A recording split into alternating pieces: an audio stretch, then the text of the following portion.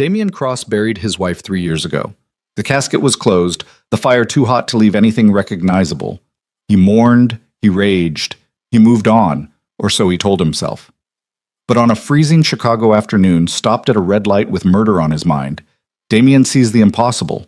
Ivy, alive, exhausted, selling roses on a corner in the rain, and beside her, clinging to her worn coat, a little boy with Damian's own gray eyes staring back at him through the downpour. If you want to see how far revenge, resurrection, and redemption can take a man who thought he'd lost everything, stay until the end. Hit that like button and drop a comment telling me what city you're watching from.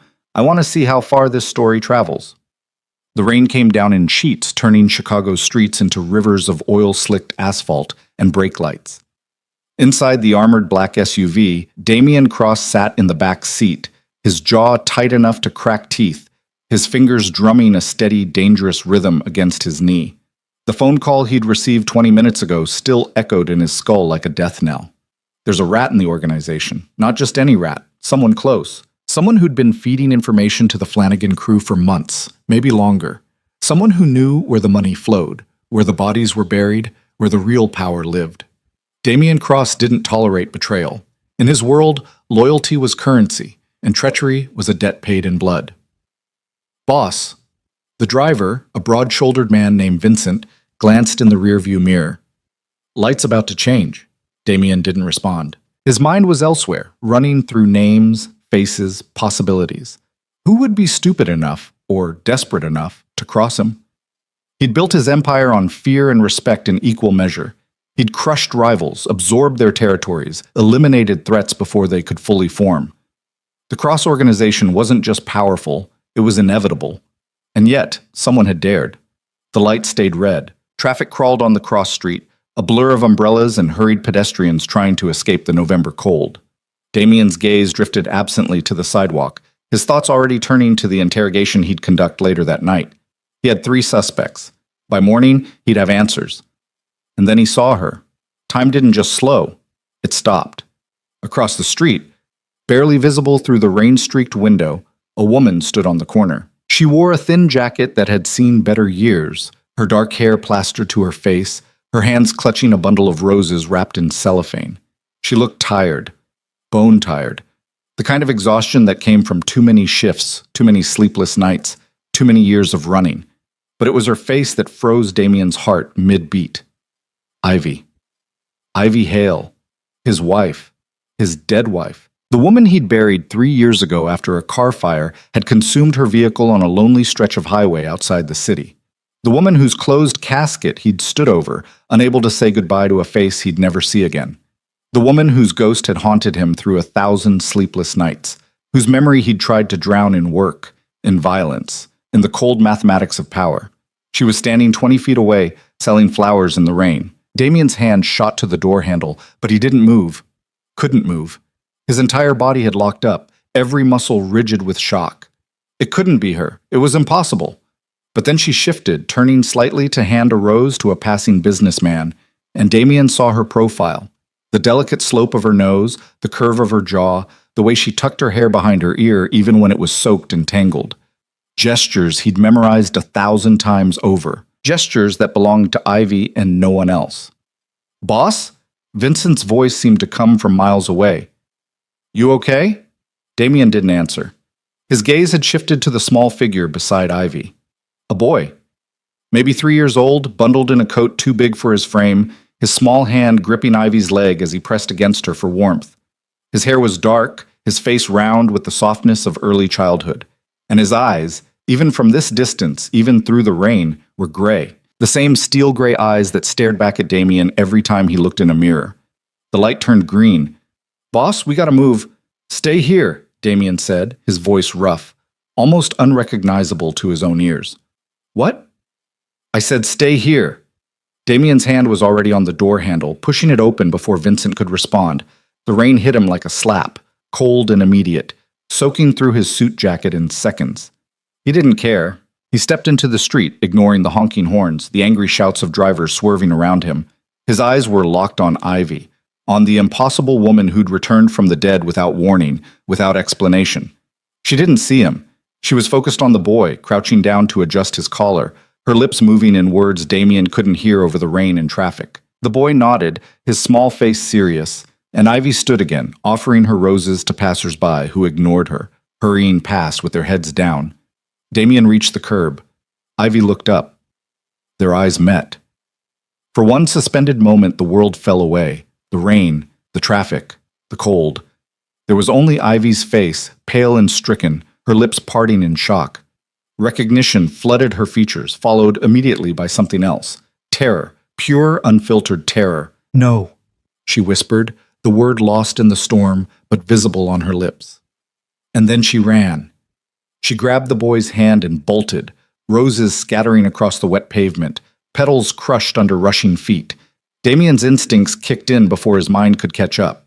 He lunged forward, but Ivy was already disappearing into the crowd, pulling the child behind her. "Ivy!" His voice cracked like a whip, but she didn't stop. Damien shoved through the pedestrians, his eyes tracking Ivy's dark hair as she dodged around a corner into an alley. He ran, his dress shoes slipping on the wet concrete, his breath coming hard and fast. When he rounded the corner, the alley was empty except for a dumpster and a fire escape leading to the buildings above. She was gone. Damien stood there, rain pouring down his face, his chest heaving. His mind raced through impossible explanations, each one more insane than the last. Ivy was alive. She'd have been alive for 3 years, and she'd hidden a child, his child, from him. "Boss!"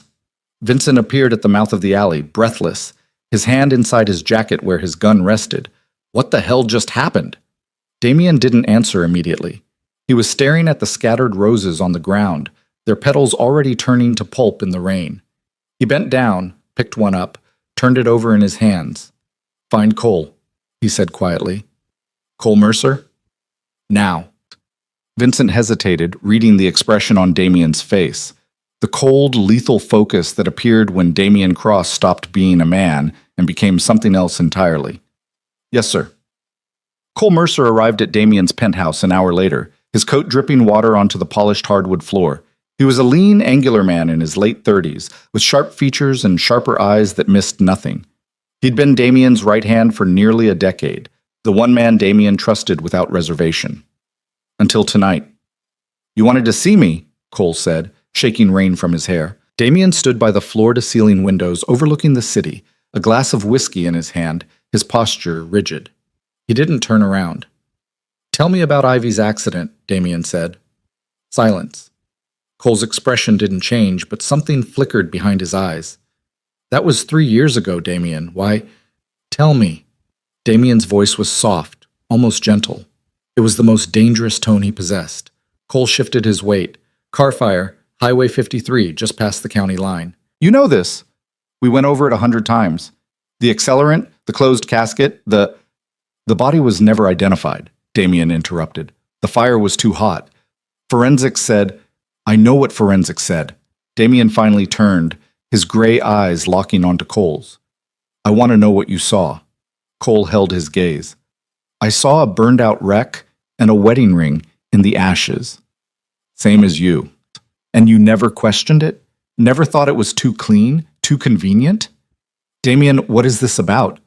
Damien crossed the room in 3 strides, moving with the predatory grace that made men twice his size step back. He stopped inches from Cole, close enough to see the tension in his jaw. "I saw Ivy today," Damien said. "On the street. Alive." Cole's face went blank. "That's impossible." "That's what I thought." Damien tilted his head. "And yet there she was, selling roses in the rain, with a boy who looks exactly like me." For the first time in years, Damien saw Cole's composure crack. It was subtle, a slight widening of the eyes, a barely perceptible hitch in his breathing. But it was there. "You knew," Damien said, his voice dropping to a whisper. "Damien, you knew." Not a question anymore. A statement of fact, cold and immutable. Cole took a step back, his hand moving instinctively toward his weapon. "Let me explain." "Don't." Damien's hand shot out, gripping Cole's wrist with enough force to make bone creak. "Don't insult me with explanations. Not yet. Right now you're going to tell me where she is. I can't do that." "Then you're going to die in this room." The 2 men stood locked together, the air between them electric with violence. Finally, Cole exhaled. Joliet, he said quietly. South Side. She's been there for 2 years. Damien released him, stepping back. You've been watching her. Keeping her safe. From who? Cole's jaw tightened. From you. The words hung in the air like a grenade with the pin pulled. Damien's expression didn't change, but something shifted in the atmosphere, a coldness that made the temperature in the room seem to drop. Explain, he said. Cole straightened, meeting Damien's eyes. The accident wasn't an accident. It was supposed to kill her, kill them both. Who ordered it? I don't know, but it came from inside. Someone close enough to know her route, her schedule, her habits. Someone who wanted her gone and wanted it to look natural. And you helped her disappear. I staged the crash, made it look real, got her out of the city before anyone could finish the job. Cole's voice was steady now, no longer defensive. I've been sending her money every month, keeping tabs, making sure no one finds her, while letting me believe she was dead. Yes. For 3 years. Yes. Damien turned away, his hands clenching into fists. The whiskey glass on the nearby table shattered in his grip, blood and liquor mixing on his palm. He didn't seem to notice. Did she ask you to do this? His voice was barely audible. No, she wanted to tell you. I convinced her it was too dangerous, that if you knew, you'd try to find her, and whoever wanted her dead would be watching for exactly that. So you made the decision for both of us. I kept her alive. Damien spun, his bloodied hand leaving marks on Cole's shirt as he grabbed him again. You took my wife. You took my child. You let me mourn. And if I hadn't, they'd both be corpses right now. Cole's composure finally shattered. Do you think I wanted this? Do you think it was easy watching you fall apart? But I knew that someone in your inner circle wanted her dead. And until I could figure out who, the only way to protect her was to make everyone believe she was already gone. Damien released him, breathing hard. Did you figure it out? No. Cole's voice was hollow. Whoever it was, they were careful. No traces, no loose ends. After a while, I thought maybe they'd given up. Maybe they believed the lie. They didn't. Damien walked to his desk, pulled out a folder he'd been reviewing before Cole arrived, and threw it down. Photographs spilled across the surface. I had someone pull the original crash file after I saw her. Look at these. Cole leaned over, studying the images. They showed the burned wreckage of Ivy's car, the twisted metal, the charred interior. But there were other photos too, ones that hadn't been in the official report. Close-ups of the accelerant pattern, the precise way the fuel line had been compromised. Professional work, Cole muttered. More than that. Look at the timestamps. Cole's eyes narrowed. The photos from the scene showed a fully engulfed vehicle, but the timestamp on the emergency call was 12 minutes before the fire reached its peak. Someone called it in early, Cole said slowly. Someone who knew it was going to happen. Damien leaned against the desk. They wanted first responders on scene fast, wanted the narrative locked down before anyone could ask questions. Why? Because a delayed response might have meant actual forensics, real investigation. They needed it ruled an accident immediately. Cole ran a hand through his hair. Then they're still out there, still dangerous. And Ivy just exposed herself. Damien's voice was grim. If I saw her, others could too. She's been hiding for 3 years, and today she's selling roses on a street corner in broad daylight. Why? Money, Cole said quietly. I sent her funds every month, but it probably wasn't enough. Not for 2 people. She must have gotten desperate. Damien felt something twist in his chest, anger and guilt in equal measure. She's been struggling while I've been sitting here building an empire. You didn't know. I should have. Damien straightened. Get me everything, her address, her routine, every detail about her life for the past 3 years. And Cole, yeah? If you've lied to me about anything else, now's the time to come clean. Cole held his gaze. There's one more thing. What? The boy, Noah. He's yours, no question. Damien's throat tightened. How old? 3.5. She was pregnant when she disappeared. A son. Damien had a son. A child who'd grown up without him, who didn't know his face, who'd spent his whole life in hiding. Get me the information, Damien said, tonight. By midnight, Damien had a file spread across his desk that documented every month of Ivy's hidden life. Bank statements showing deposits from an anonymous account, Cole's payments, Surveillance photos showing a small apartment in a rundown section of Joliet, images of Ivy leaving for work before dawn, returning after dark, always with Noah in tow. There were videos, too. Short clips Cole had collected. Insurance, he called it. Damien watched them in silence, Ivy reading to Noah on a worn couch, Ivy cooking in a kitchen barely bigger than a closet, Ivy smiling, actually smiling, as Noah showed her a drawing. In all the years Damien had known her, he'd rarely seen Ivy smile. Their marriage had been complicated, passionate, often volatile. They'd loved each other fiercely, but the life Damien led had cast long shadows. Ivy had never fully adjusted to the violence, the secrecy, the constant threat. She'd wanted out. He'd refused to let her go. And then she'd died. Or so he'd thought. Watching her now, seeing her move through this small, quiet life, Damien realized something that cut deeper than any betrayal. Ivy looked peaceful. Despite the poverty, despite the struggle, there was something in her expression he'd never seen when she was with him. Freedom. "Boss!" Vincent's voice crackled through the intercom. "Cole's back, says it's urgent." "Send him in." Cole entered, his face grim. "We've got a problem." "What kind of problem?" "Someone hit Ivy's apartment 2 hours ago." Damien was on his feet before Cole finished the sentence. "Is she... She's alive. Took Noah and ran, but they torched the place. Nothing left but ashes." "Who?" "Don't know yet, but they were professionals, in and out in under 4 minutes. If Ivy had been there..." Cole didn't finish the sentence. Damien's mind raced. "They knew. Somehow they knew she was alive." "Or they were watching you," Cole said. "You weren't exactly subtle this afternoon. If they had eyes on the street, they might have seen you chase her." Damien's jaw clenched. By revealing himself, by acting on impulse, he'd put Ivy in danger. Again. "Find her," he said. "Use every resource we have. She can't have gotten far with a 3-year-old. "Already on it. I've got teams sweeping Joliet and the surrounding areas. But Damien..." "What?" "If she's running, she's not going to trust us. Not after we protected her into hiding for 3 years. She sees you as the threat." "Then we don't give her a choice." Damien grabbed his jacket. "She can hate me all she wants, but she and Noah are coming under my protection, whether she likes it or not." "And if she refuses?" Damien's expression was cold. "Then I'll tie her to a chair until she listens. But I'm not losing her again. Not to fire, not to bullets, not to whoever's been hunting her." Cole nodded slowly. "What about the rat? The traitor in the organization?" "Find Ivy first. The rest can wait." "Boss, what if they're connected? What if the traitor is the same person who wanted Ivy dead?" Damien paused at the door, that possibility crystallizing in his mind. "Then when we find them, I'm going to make their death last a very, very long time." The safe house was in Gary, Indiana, a gray industrial city across the state line, far enough from Chicago to be off the radar, but close enough to reach quickly. Cole had acquired it years ago, one of a dozen properties kept under false names for exactly this kind of emergency.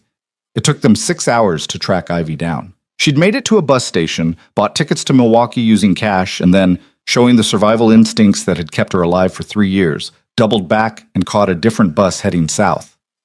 Smart, but not smart enough to evade the network of contacts Cole had cultivated. A gas station attendant recognized her from the photo. A trucker remembered giving her a ride. A motel clerk recalled a woman with a small boy paying for a room and quarters and dimes. They found her just before dawn, holed up in a condemned apartment building, Noah asleep in her arms, her eyes red from crying and exhaustion. Damien approached slowly, his hands visible, his voice calm. "Ivy."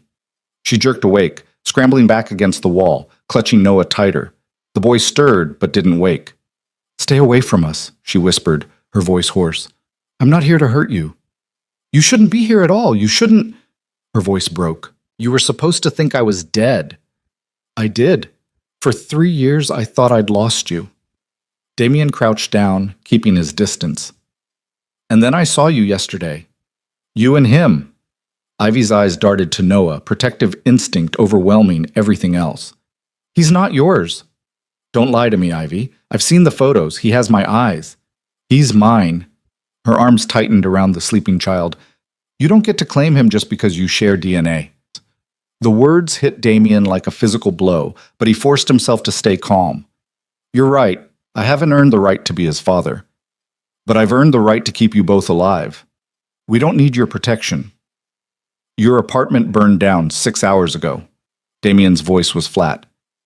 Professionals. The same people who tried to kill you 3 years ago. They're still out there, Ivy, and now they know you're alive. Her face went pale. How? Because I was careless. Because I saw you and I reacted instead of thinking. And if they were watching me, they saw you too. He leaned forward. I know you have every reason to hate me. I know you don't trust me. But right now, I'm the only thing standing between you and whoever wants you dead. Ivy's eyes glistened with tears. You're the reason they want me dead in the first place. Everything in your world, the violence, the danger, the constant fear, that's why I had to disappear. That's why I couldn't tell you about Noah, because being near you is a death sentence. You're not wrong. Damien's voice was rough. My life is poison. It destroys everything it touches. But you're already touched by it, Ivy. You have been since the day we met. And running won't change that. The only way out is through. Through what? Through finding who ordered the hit. Through eliminating the threat. Through ending this so you and Noah can actually be free. Noah stirred, his small face scrunching. Ivy rocked him gently, whispering soothing sounds until he settled again. If I come with you, she said finally, you promise me something. Anything. When this is over, you let us go. For real this time. No looking back, no checking up on us, no sending money through Cole. You let us disappear into a normal life. Damien felt something crack inside his chest. She was asking him to lose her twice, to save her life, and then walk away forever. But looking at Noah's peaceful face, at the way Ivy held him like he was her entire world, Damien knew he didn't have a choice. I promise, he said. Ivy studied his face for a long moment, searching for the lie. When she didn't find it, she nodded slowly. Okay. God. The safe house was a 2-story brick building that had once been a factory foreman's residence. Now it was reinforced steel doors, bulletproof windows, and enough ammunition stored in the basement to fight a small war. Cole met them at the door, his expression carefully neutral as Ivy carried Noah inside. The boy was awake now, his wide gray eyes taking in everything, the armed men stationed at the windows, the monitors showing security feeds, the harsh industrial lighting. Mama? His voice was small, uncertain. It's okay, baby. Ivy kissed his forehead. We're safe here. Damien watched them from across the room, maintaining distance. Every instinct screamed at him to go to them, to touch his son, to pull Ivy into his arms and never let go. But he'd made a promise. He'd respect her boundaries. For now. There's food in the kitchen, Cole said, addressing Ivy. Clothes in the bedroom upstairs. It's not much, but it's fine. Ivy's voice was tight. Thank you. She carried Noah upstairs without another word, leaving Damien and Cole alone in the main room.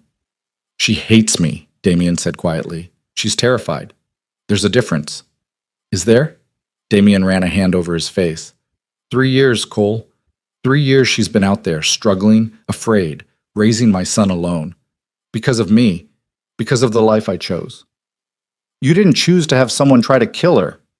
No, but I chose the world that made it possible. Damien turned to the monitors, watching the empty streets outside. Find them. I don't care what it takes. Find who ordered the hit. I've already started. Cole pulled out a tablet, swiping through files. The original accident was too clean, too professional. That kind of work costs money and requires connections. I've been running down anyone in the organization with the resources and access to pull it off. How many names? 7, including me. Damien's eyes cut to Cole. You're not a suspect. I should be. I'm the one who helped her disappear. For all you know, I'm playing both sides. Are you? Cole met his gaze steadily. No, but you should consider the possibility. Don't let loyalty blind you. It was good advice, cold, practical, the kind of thinking that had kept them both alive this long. But Damien knew Cole, had fought beside him, bled with him, trusted him with his life 100 times over. Still. Give me the list, Damien said. Cole handed over the tablet. Damien scrolled through the names, his expression darkening with each one. Marcus Webb, head of security. Vincent Rossi, his driver.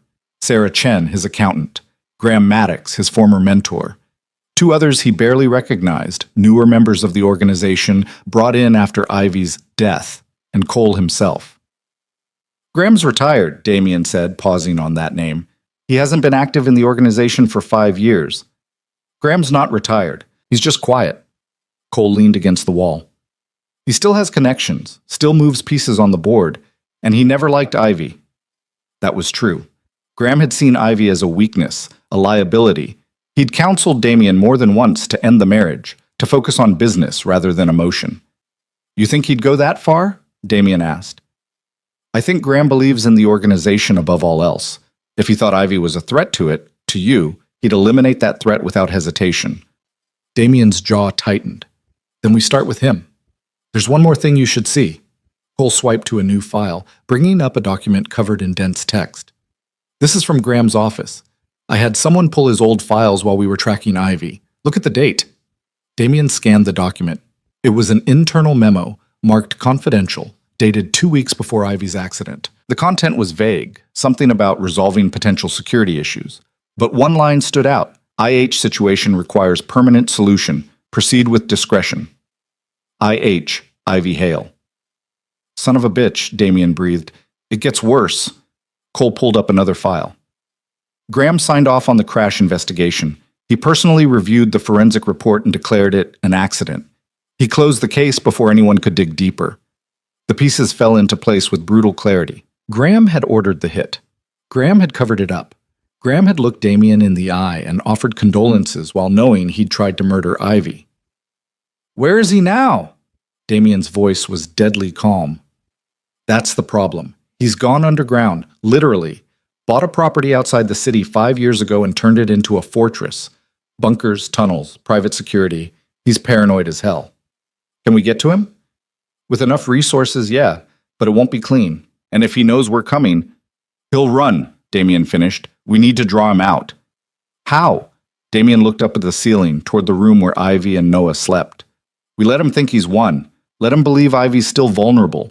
And when he makes his move, we end him. Cole was quiet for a moment. You're using her as bait. I'm using the appearance of vulnerability as bait. Ivy and Noah won't be in danger. We'll have teams watching every angle. But Graham needs to think he has another shot at finishing what he started. And if he doesn't take it, then we go to him. Damien's expression hardened. Either way, this ends. Soon. Upstairs in the small bedroom, Ivy held Noah close, listening to the low murmur of voices below. She couldn't make out the words, but she recognized the tone. Damien was planning something. And despite everything, despite the fear, the anger, the desperate desire to protect her son from the darkness of Damien's world, a small part of Ivy wondered if maybe, just maybe, coming back was the only way to finally be free. The truth was, she'd never stopped running. Not really. Every day in hiding had been another day looking over her shoulder, another night jumping at shadows, another moment wondering if today would be the day they found her. But Damien didn't run. Damien hunted. And if she wanted to stop being prey, maybe it was time to stand beside a predator instead of hiding from him. Noah shifted in her arms, his small hand clutching her shirt. Mama, he whispered, half asleep. Who was that man downstairs? Ivy's throat tightened. She'd promised herself she'd never have this conversation, never have to explain to her son why his father was a ghost, why they lived in shadows, why their life was defined by fear. But promises, like so many things in Ivy's life, had a way of breaking. Someone who's going to keep us safe, she said softly. Is he a good guy? Ivy looked out the window at the dark streets beyond, at the world that had tried to kill her and would probably try again. I don't know, baby, she admitted. But right now, he's the only guy we've got. Morning came gray and cold, the kind of November dawn that felt more like dusk. Damien hadn't slept. He'd spent the hours before sunrise in the basement of the safe house, surrounded by maps, surveillance photos, and the accumulated evidence of 3 years of lies. Graham Maddox stared back at him from a dozen different angles, entering restaurants, leaving his fortified estate, shaking hands with politicians and criminals alike. The man who'd taught Damien everything about power, about control, about surviving in a world where weakness was fatal. The man who'd tried to kill his wife. Coffee's ready. Cole appeared at the bottom of the stairs, 2 mugs in hand. He looked as exhausted as Damien felt. Any movement on Graham's property? Damien accepted the coffee without looking up from the photos. Nothing unusual, same security rotation, same patterns. If he knows we're onto him, he's not showing it. He knows. Damien finally raised his eyes. Graham didn't survive 40 years in this business by being careless. The question is whether he thinks we're a threat worth responding to. You want to make yourself a bigger target. I want to force his hand.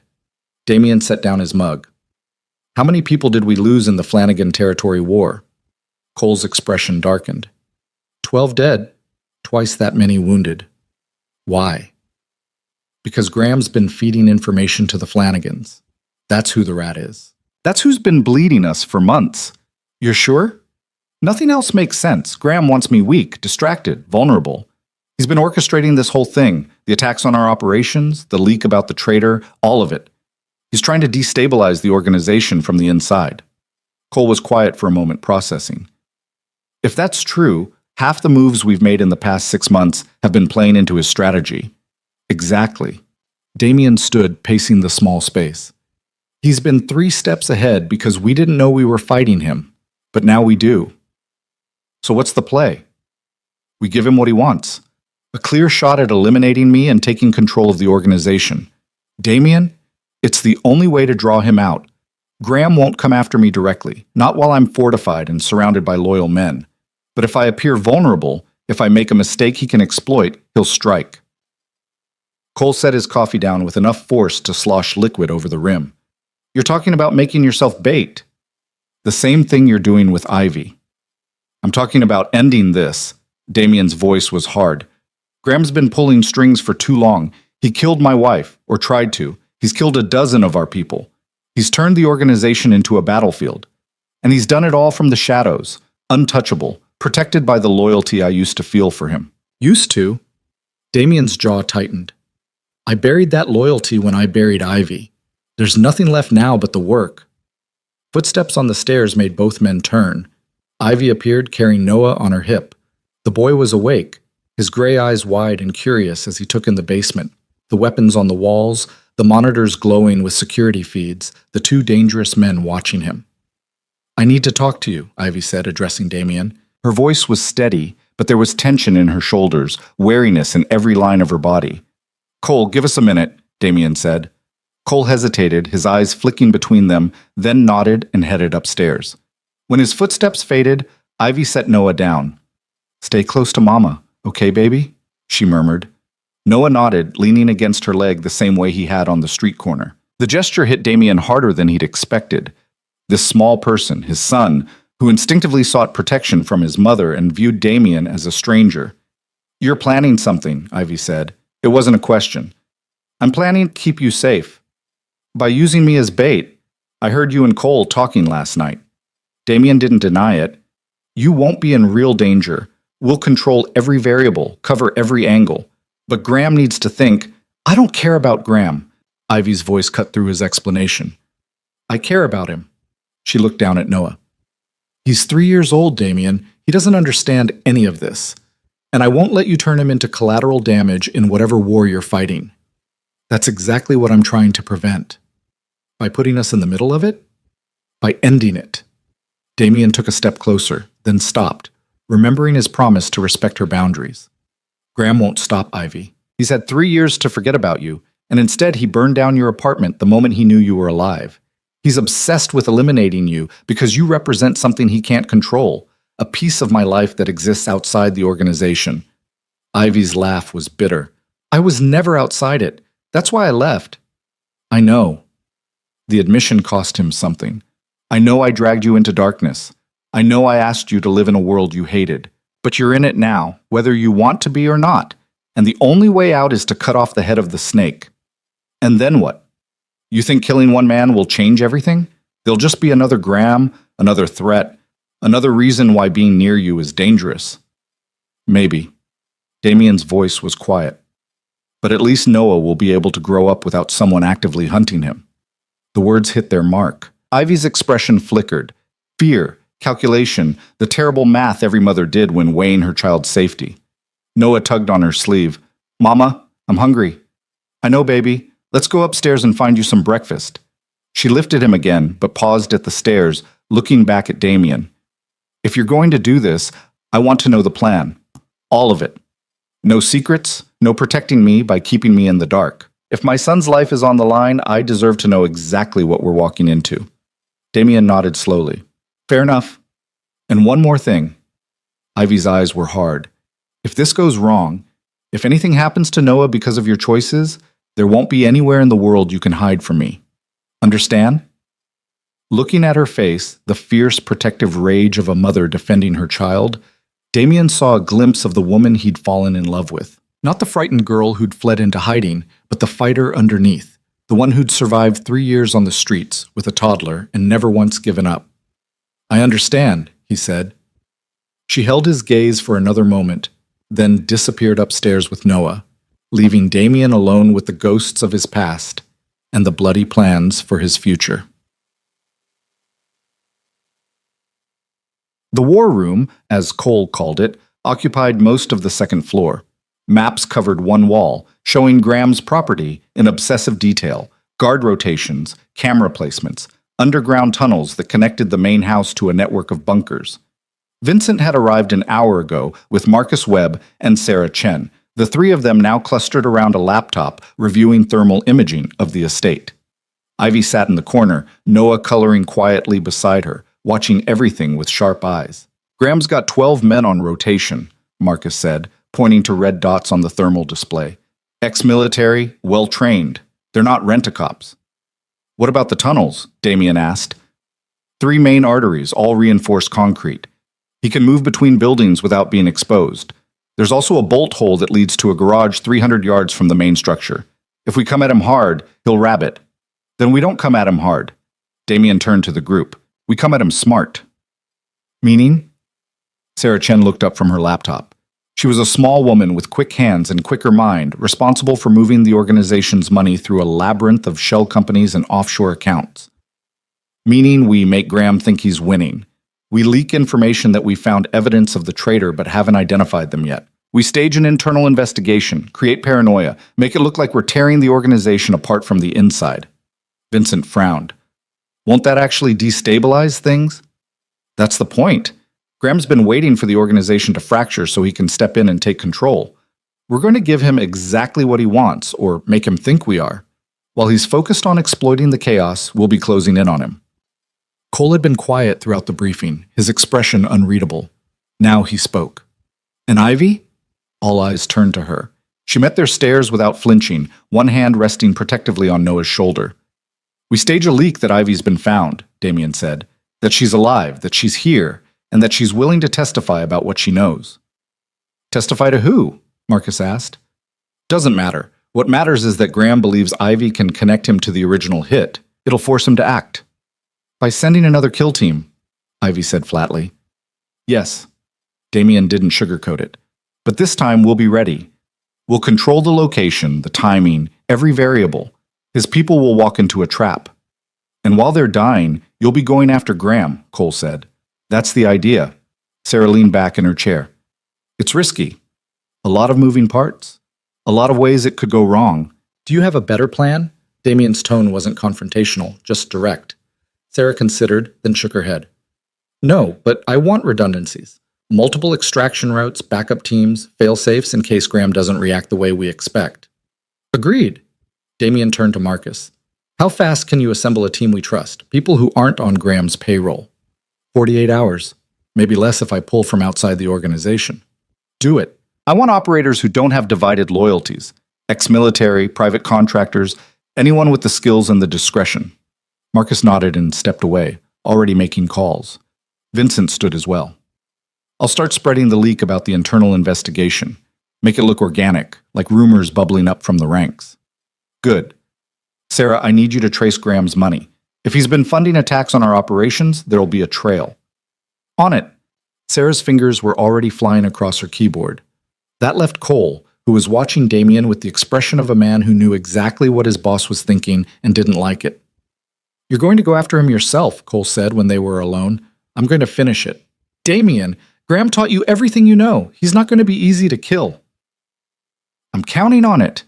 Damien's voice was cold. I want him to know it's me. I want him to see my face when I end him. Cole was silent for a moment. What if he knows something? What if there's more to this than just Graham wanting control? What do you mean? I mean, why did he wait 3 years? If he wanted Ivy dead, he had plenty of opportunities before the crash. Why that specific moment? Why go to such lengths to stage it as an accident?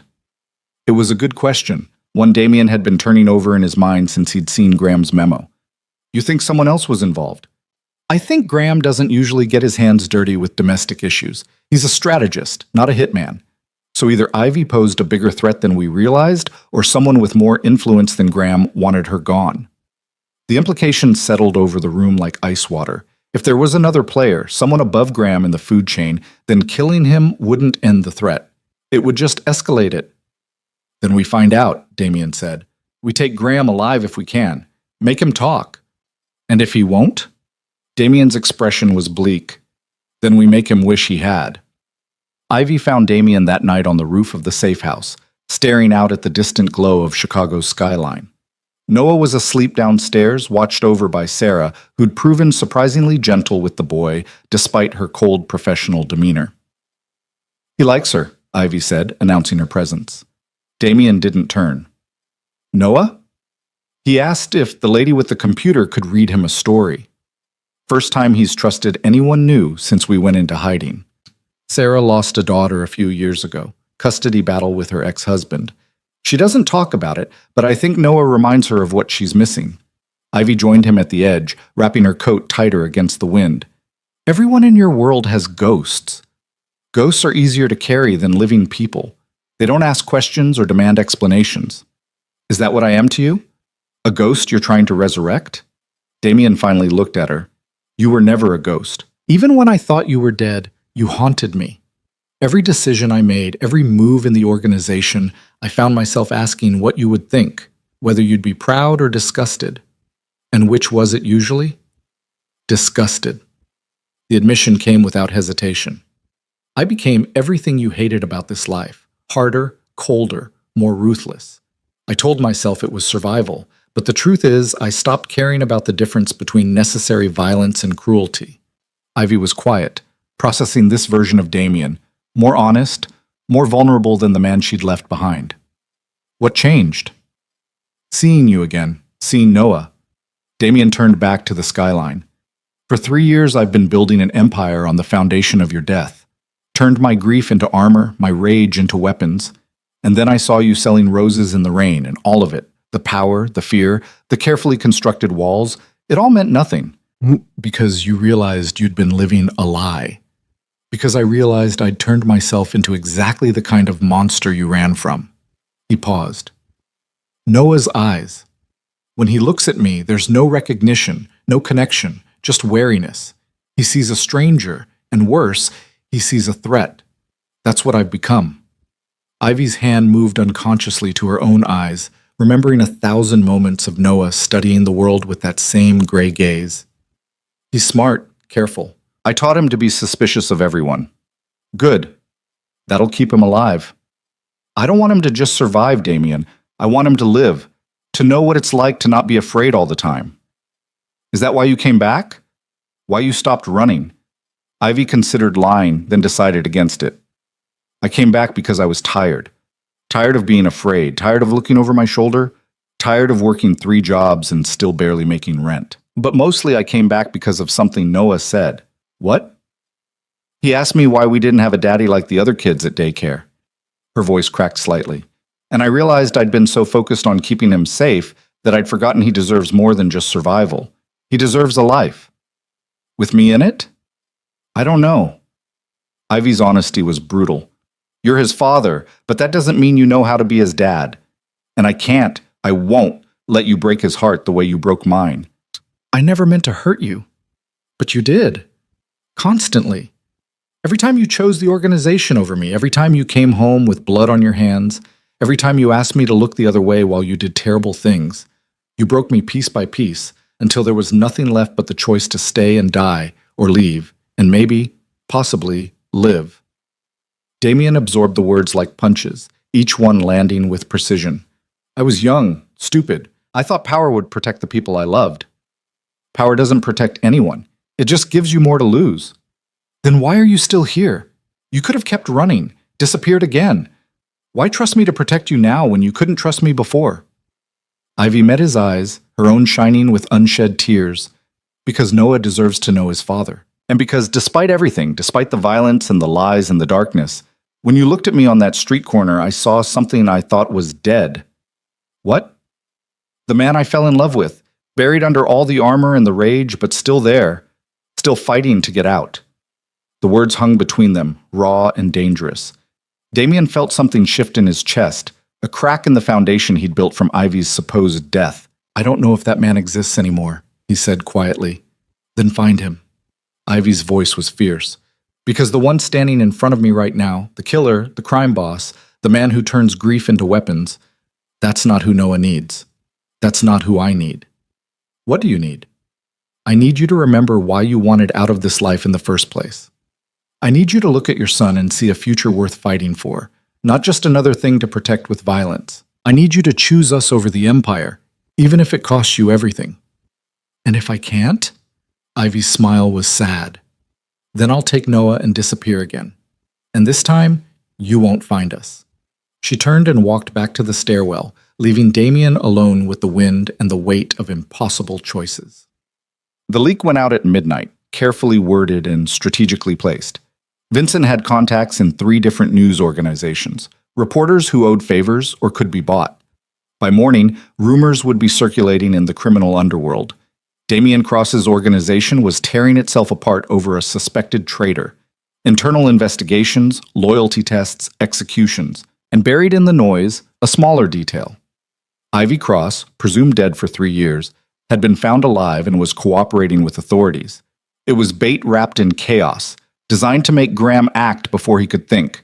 Marcus returned just after dawn with 6 men, hard-eyed professionals with the kind of scars that came from real combat, not street fights. They set up a perimeter around the safe house, established overlapping fields of fire, ran drills until every possible approach was covered. Sarah traced the money and found what they were looking for. A series of payments from one of Graham's shell companies to a group of freelance operators known for making problems disappear. The timing matched up perfectly with Ivy's accident. He's not even trying to hide it, Sarah said, showing Damien the transaction records. Either he's incredibly arrogant or he wants us to find it, Cole finished. He's confirming what we already suspect. Why? Damien studied the numbers, looking for the trap. Because he knows you'll come for him. And he's ready. Vincent appeared in the doorway. Boss, we've got movement. 3 vehicles just left Graham's estate, heading east toward the city. How many people? Thermal shows at least 12, maybe more. They're heavily armed. Damien felt the familiar coldness settle over him, the battle calm that had kept him alive through a dozen wars. How long until they reach us? At current speed, 90 minutes. Then we have an hour to get ready. Damien turned to Marcus. You know what to do? Marcus nodded grimly. We'll make sure they regret coming. Cole, I need you to take Ivy and Noah to the secondary location. Don't argue, he added, seeing Cole's expression. If this goes wrong, they need someone they trust. And if it goes right, then you bring them back and we end this. Cole hesitated, then nodded. Don't die, Damien. We've come too far for that. No promises. Ivy was in the bedroom, packing the few belongings they'd accumulated, when Damien knocked. Noah was on the bed, building something with blocks Sarah had found somewhere. Cole's going to take you somewhere safe, Damien said without preamble. The attack's coming. Yes. Ivy looked at Noah, at his small hands stacking blocks with intense concentration, at the life she'd fought so hard to protect. And you're staying here. Someone has to. It doesn't have to be you. Yes, it does. Damien crouched down so he was eye level with Noah. The boy looked up, surprised, his gray eyes meeting Damien's. Hey, Noah. I'm Damien. I know. Noah's voice was small but steady. You're the man who makes Mama scared. The words were a knife to the heart, but Damien didn't flinch. Yeah, I am. But I'm going to fix that, okay? I'm going to make sure you and your mama don't have to be scared anymore. How? By stopping the bad people who want to hurt you. Noah considered this with the seriousness of a child who'd grown up too fast. Are you a bad people too? Sometimes, Damien admitted, but I'm trying to be better. Because of Mama? Because of you. Noah stared at him for a long moment, then returned to his blocks. It wasn't acceptance, but it wasn't rejection either. It was a child reserving judgment, waiting to see if the stranger's promises meant anything. Damien stood, facing Ivy. Cole will keep you safe. I know. She paused. Don't die, Damien. Noah's already lost 3 years with you. Don't make it permanent. I'll do my best. Your best got you shot twice and stabbed once in the time I knew you. Then I'll do better than my best. Ivy's smile was fleeting, but genuine. Good luck. She gathered Noah, and they left with Cole, disappearing into an armored vehicle that vanished into the gray morning. Damien watched until they were out of sight, then turned back to the safe house. The men were ready. Weapons loaded, positions established, every angle covered. Vincent was in the basement monitoring security feeds. Marcus was on the roof with a rifle. Sarah had armed herself and taken a position covering the rear entrance. Damien stood in the center of the main room, a pistol in one hand and Graham's memo in the other. IH situation requires permanent solution. 15 words that had changed everything. They're 10 minutes out, Vincent's voice crackled over the radio. Damien folded the memo and tucked it into his jacket. When this was over, he'd burn it. Burn every reminder of Graham's betrayal and the 3 years of lies. But first, he had to survive the next hour. The vehicles appeared on the monitors, black SUVs moving in formation, professional and precise. They stopped a block away, and men poured out, spreading into tactical positions. 12 confirmed, Marcus reported from the roof. No, wait, 15. They've got support vehicles. Let them come, Damien said quietly. The first shots shattered the morning silence, bullets punching through reinforced windows, sparking off steel doors. Marcus returned fire from the roof, his rifle barking in controlled bursts. The attackers scattered, seeking cover, regrouping. It was going to be a long fight. The firefight lasted 17 minutes. Damien counted every second, his internal clock as precise as the rhythm of his heartbeat. 17 minutes of controlled chaos, of bullets chewing through brick and mortar, of Marcus's rifle singing its deadly song from the rooftop, while Sarah held the rear corridor with the cold efficiency of someone who'd done this before. Vincent coordinated from the basement, his voice steady over the radio despite the violence shaking the building's foundation. 4 down on the east side. Marcus, you've got 2 flanking left. The rifle barked twice. Not anymore. Damien moved through the safe house like a ghost, appearing in windows long enough to fire, then vanishing before return fire could find him. He'd learned this dance from Graham himself years ago when the old man had still been teaching instead of scheming. The irony wasn't lost on him. They're pulling back, Marcus reported, regrouping behind the vehicles. How many left? 9, maybe 10. Hard to get an exact count. Damien watched through a shattered window as the attackers consolidated their position. They were good, professional, but they'd lost the element of surprise. Now it was a siege, and sieges favored the defenders, unless the defenders ran out of ammunition first. Vincent, how are we on rounds? Marcus is at 60%, Sarah's at 40%. You? Damien checked his magazine. 50, give or take. They'll wait us out, Sarah's voice crackled. Test our defenses, probe for weaknesses. This isn't a smash and grab anymore. She was right. The attackers had shifted tactics, content to pin them down while they figured out the best approach, which meant Graham was being cautious, which meant he suspected a trap. We need to give them a reason to commit, Damien said. Like what? Marcus asked. Like me. Silence on the radio. Then Vincent's voice, tight with tension. Boss, that's suicide. That's the job. Damien moved to the front door, checking the street through the reinforced peephole. They came here for Ivy, but she's gone. The next best thing is me. If I walk out there, give them a target, they'll take it. And then what? Sarah demanded. Then Marcus puts a bullet in whoever gives the orders. We cut off the head, the body dies. You're assuming they don't just shoot you the second you step outside. They won't. Graham wants information. He needs to know what I know, who I've told, whether Ivy's really cooperating with authorities or if it's another bluff. Damien pulled on his jacket, checking the spare magazines in his pockets. They'll try to take me alive. That's when you move. This is insane, Vincent said, but his tone had shifted. He was running scenarios, calculating odds. You'd need a distraction, something to split their attention. I'll handle that. How? Damien smiled, cold and mirthless. I'll tell them the truth. Before anyone could argue further, he opened the door and stepped into the street. The morning air hit him like a slap, cold and sharp, carrying the acrid smell of gunpowder and burned rubber. The attackers saw him immediately, weapons swinging in his direction, but they held fire, waiting for orders. Damien walked into the middle of the street, hands visible but not raised. Surrender was weakness, and weakness invited bullets. A man emerged from behind one of the SUVs, tall, angular, with the kind of face that belonged in corporate boardrooms but carried itself with military precision. Damien didn't recognize him, which meant Graham had brought in outside talent. "Damien Cross," the man called out. His accent was clipped, European maybe. "You're either very brave or very stupid." "Neither, just tired of playing games." Damien stopped 20 feet away, close enough to talk, far enough to dive for cover if things went wrong. "Graham sent you to kill my wife and son. Instead, you found me. That must be disappointing. Where are they?" "Safe. Far from here. Far from you." The man smiled. "Everything's far until it isn't. We'll find them eventually." "No, you won't.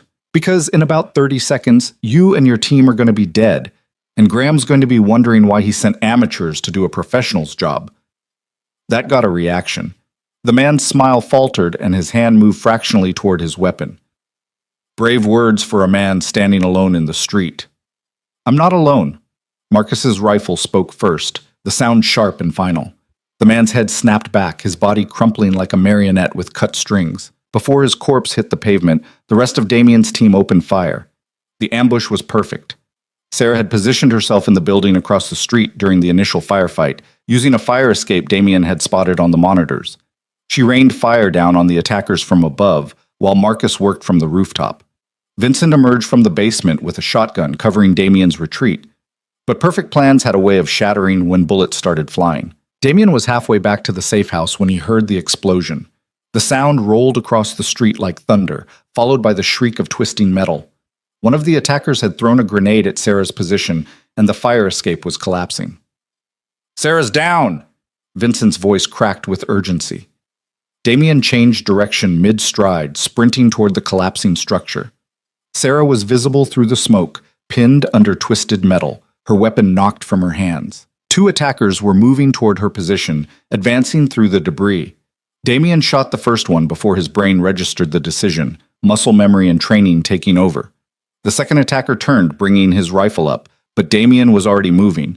He closed the distance in 3 steps, slamming into the man with enough force to drive them both to the ground. They fought in the wreckage, close and brutal. The attacker was younger, faster, but Damien had decades of survival instinct. He got his hands on the man's throat and squeezed until the struggling stopped. "Boss, we've got more coming." Marcus's warning came too late. Damien looked up to see 3 more vehicles screaming around the corner, reinforcements arriving faster than expected. Graham had planned for the ambush, prepared for Damien's trap with a trap of his own.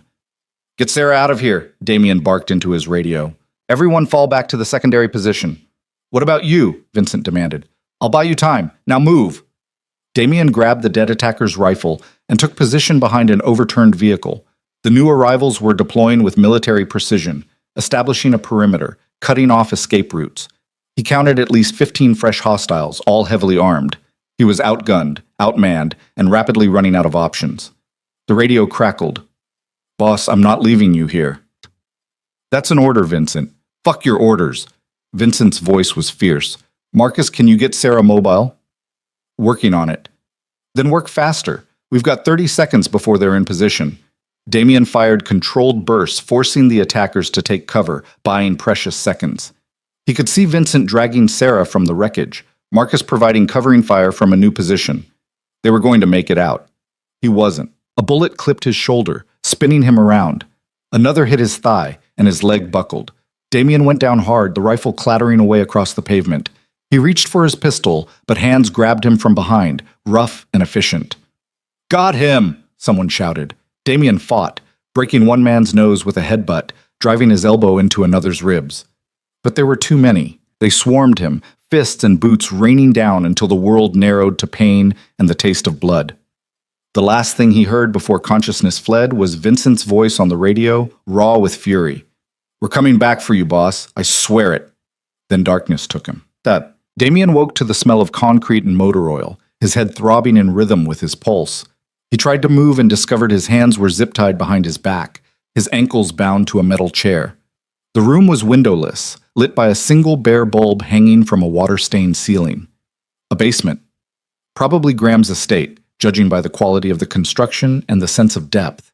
He was underground, buried in one of the bunkers Marcus had identified on the thermal scans. "You're awake." "Good." Damien's head snapped up, sending fresh waves of pain through his skull. Graham Maddox stood in the doorway, looking exactly as Damien remembered. Silver hair immaculately styled, tailored suit without a wrinkle, eyes cold and calculating behind wire-rimmed glasses. "Graham." Damien's voice came out rough, his throat raw. "Damien." Graham crossed the room with measured steps, pulling up a second chair and sitting with the casual confidence of a man in complete control. "You look terrible." "Your men hit hard. I trained them to." Graham folded his hands in his lap. "Though I must admit I'm disappointed. I taught you better than to walk into an obvious ambush." "Funny. I was thinking the same thing about you." Graham's smile was thin. "Meaning?" "Meaning you sent 20 men to kill a woman and child, and 12 of them are dead. That's not efficiency, Graham. That's desperation. Casualties are acceptable when the objective is achieved. Except you didn't achieve it. Ivy and Noah are still alive, still protected." Damien leaned forward despite the restraints. "You're losing, old man, and you know it." Something flickered behind Graham's eyes. Not anger, but something colder. Calculation. "You think this is about winning or losing? You think I'm some street thug fighting over territory?" "I think you're a coward who tried to murder my wife because she threatened your control over me." "Your wife threatened the organization." "How? By loving me? By asking me to choose a life outside the violence? By making you weak." Graham stood, pacing the small room. "I built you, Damien, took you from nothing and made you into what you are, gave you power, purpose, an empire, and she was going to take it all away. She was pregnant. I know, that's exactly why she had to go." Graham turned, his expression almost pitying. "Children make men sentimental. They create priorities that conflict with the organization. Ivy and that child would have destroyed everything we built." Damien felt rage building in his chest, hot and terrible.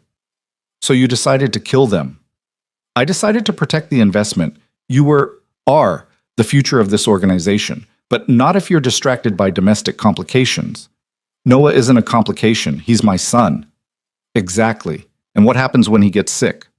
When he needs his father at a school play instead of handling business?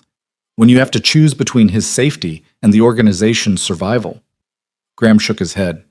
"I've seen it happen a dozen times. Strong men brought low by love, by family, by the weakness that comes with caring too much about something you can't control. So you took the choice away from me. I made the hard decision you couldn't make yourself." Graham's voice was matter-of-fact, as if discussing a business transaction. "Ivy's death, her supposed death, freed you. You became exactly what the organization needed, ruthless, focused, unstoppable. I became a ghost.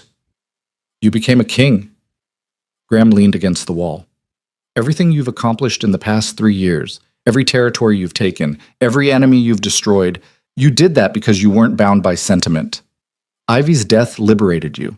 Damien stared at the man who'd been his mentor, his teacher, his father figure, and saw only a stranger. "You're insane." "I'm practical. There's a difference." "Then here's a practical question. If you wanted me focused on the organization, why did you spend the last 6 months trying to destabilize it? Why leak information to the Flanagans? Why orchestrate attacks on our operations?" Graham's expression shifted, surprise flickering across his features before he controlled it. "You're smarter than I gave you credit for." "Answer the question." "Because you were getting comfortable, complacent. The organization was growing, but you were growing soft with it. You needed a reminder that power requires constant vigilance, that threats can come from anywhere." Graham smiled. "I gave you an enemy to fight, a mystery to solve. I kept you sharp. You got 12 of our people killed. Acceptable losses for the greater good." Graham pushed off the wall. "Don't look at me like that, Damien. You've made the same calculations 100 times. How many men have you sacrificed for tactical advantage? How many lives have you traded for territory? Those were soldiers. They knew the risks. And so did the men who died because of my strategy. They signed up for this life, same as you, same as me. Their deaths meant something. Damien tested his restraints, feeling the zip ties bite into his wrists. What happens now? Now? Graham checked his watch. Now we have a conversation about the future, specifically about how you're going to help me transition the organization into new leadership. You want me to hand over control. I want you to acknowledge that you've become a liability. Ivy's resurrection, your son, this obsession with revenge, it's all evidence that you can't separate personal feelings from business decisions anymore. The organization deserves better. So you'll kill me and take over. Not kill. Retire. Graham pulled out a phone showing Damien a photo. It took a moment to process what he was seeing. Cole, bound and beaten, in a room similar to this one. I have your right hand, Graham said quietly. I have your operations, your resources, your loyalty network. The only thing I don't have is your formal surrender. Sign over control, and both you and Cole walk away. Refuse, and you'll watch him die before I put a bullet in your head. Damien's mind raced, running scenarios, looking for leverage. You're bluffing! Kill me, and the organization fractures. There'll be a civil war for control. Perhaps, but I've been preparing for that possibility for years. I have alliances you don't know about, resources you've never seen, contingencies built on contingencies. Graham leaned close. I taught you well, Damien, but I taught myself better. Then you've already lost. How do you figure? Because you're still talking, still trying to convince me to surrender peacefully. Damien met Graham's eyes. If you really had everything under control, you'd have killed me the moment your men dragged me in here. But you didn't. Which means you need something from me. Information, access, legitimacy, something you can't get by force. Graham's expression hardened. You're reaching. Am I?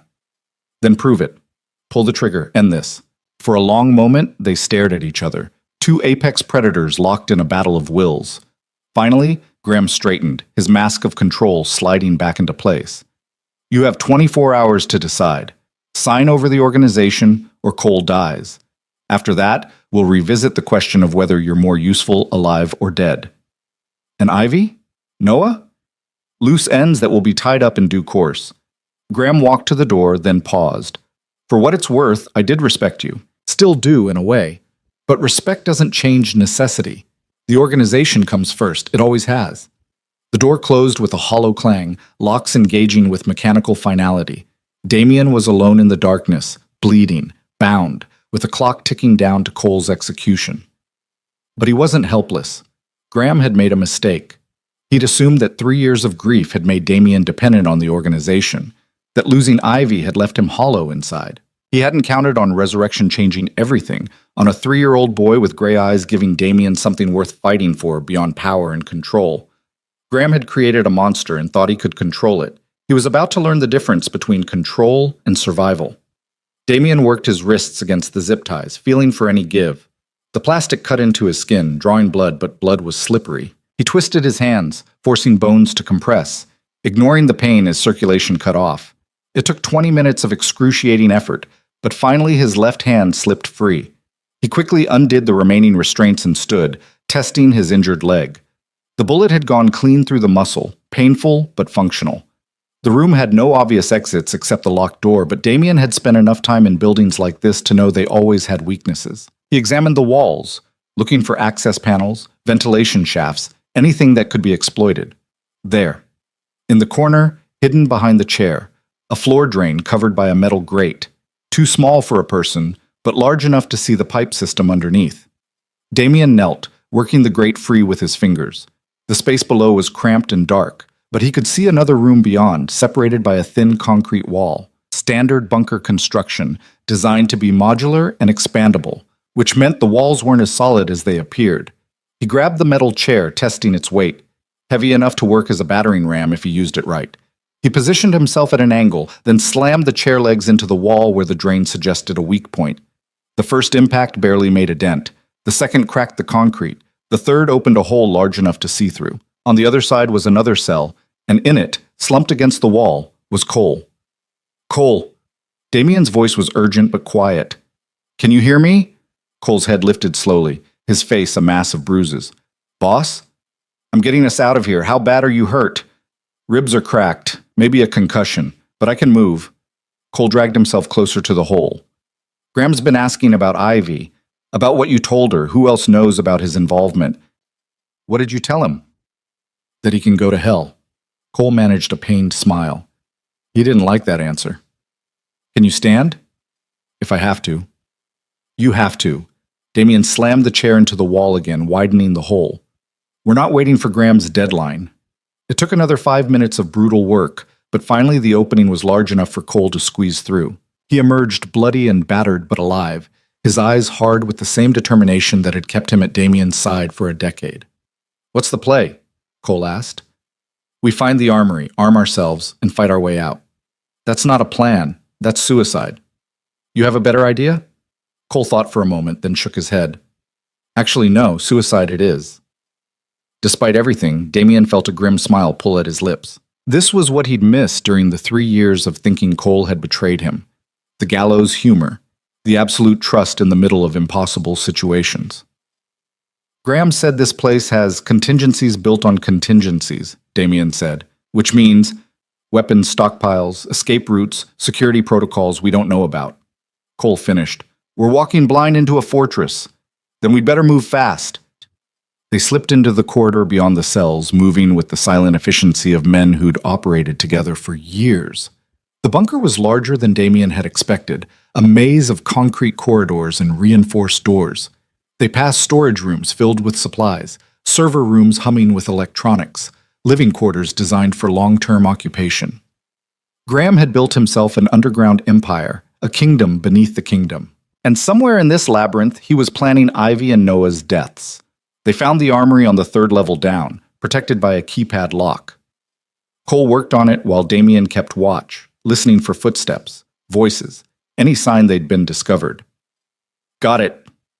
The door hissed open, revealing racks of weapons, rifles, pistols, ammunition, tactical gear.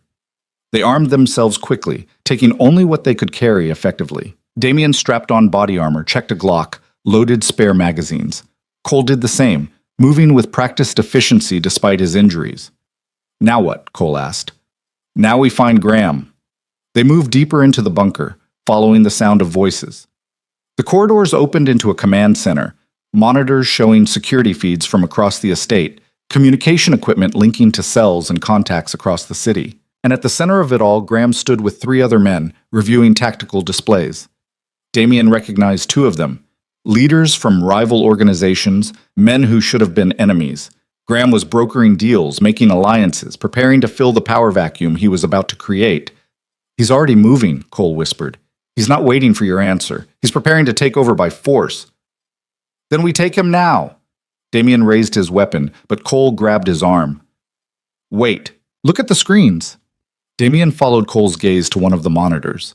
It showed a remote cabin, isolated and surrounded by woods. And inside, visible through thermal imaging, were 3 figures, 1 adult, 2 children. No, 1 adult and 1 child, but the thermal signature was wrong, too small, too young. That's not the safe house I took them to, Cole said, his voice tight. Graham found them. He's been tracking us this whole time. The adult figure on the screen moved, and Damien's blood went cold. It was Ivy, he was certain, which meant the small figure beside her was Noah. But there was a 3rd signature, larger, moving into position outside the cabin, an assault team. Graham was going to kill them while Damien watched, helpless, from the depths of his underground prison. No. The word came out as a growl. Damien raised his weapon, no longer concerned with stealth or strategy. No. He opened fire. The first bullet shattered the nearest monitor, sparks erupting in a cascade of dying electronics. The second caught one of Graham's associates in the shoulder, spinning him into a bank of computers. The third forced Graham himself to dive for cover behind a steel console. Chaos erupted in the command center. Armed guards appeared from side corridors, weapons raised. But Cole was already moving. He took down 2 with precise shots, then rolled behind a server rack as return fire chewed through the space he'd occupied seconds before. Damien kept firing, advancing through the room with controlled aggression. Every shot had a purpose, every movement calculated to close the distance between him and Graham. The old man had vanished behind the console, but Damien could see his shadow, could track his breathing. "You're too late," Graham's voice echoed across the firefight. "They're already dead." Damien didn't answer. He grabbed a flashbang from his tactical vest, pulled the pin, and lobbed it over the console. The explosion was deafening in the enclosed space, the light blinding even through closed eyelids. In the disoriented aftermath, he vaulted the console and landed on Graham, driving him to the floor. The old man fought back with surprising strength, decades of survival instinct overriding age and arthritis. He got a hand on Damien's throat, squeezing with gnarled fingers that felt like iron. Damien broke the grip with a vicious elbow strike, then hauled Graham up by his collar. "Call them off!" Damien's voice was raw, desperate. "Call off the hit on Ivy and Noah, now!" Graham's face was bloody, his glasses shattered, but his eyes held nothing but cold satisfaction. "Even if I wanted to, it's too late. The team has their orders. No communication once they're in position. Standard protocol. You taught me that. Then I'll kill you right here." "And they still die." Graham coughed, blood flecking his lips. "You can't save them, Damien. You can only choose whether you watch them die or join them." The monitor showing the cabin was still intact, miraculously untouched by the firefight. Damien could see the thermal signatures moving, the assault team closing in, Ivy and Noah inside, unaware of the death approaching through the woods. He had minutes at best, maybe less. "Boss!" Cole appeared at his shoulder, breathing hard. "We need to move. More guards are coming." Damien looked at Graham, at the man who'd shaped him, who'd tried to destroy him, who even now was smiling through broken teeth because he thought he'd won. "Where's that cabin?" Damien demanded. "You'll never make it in time."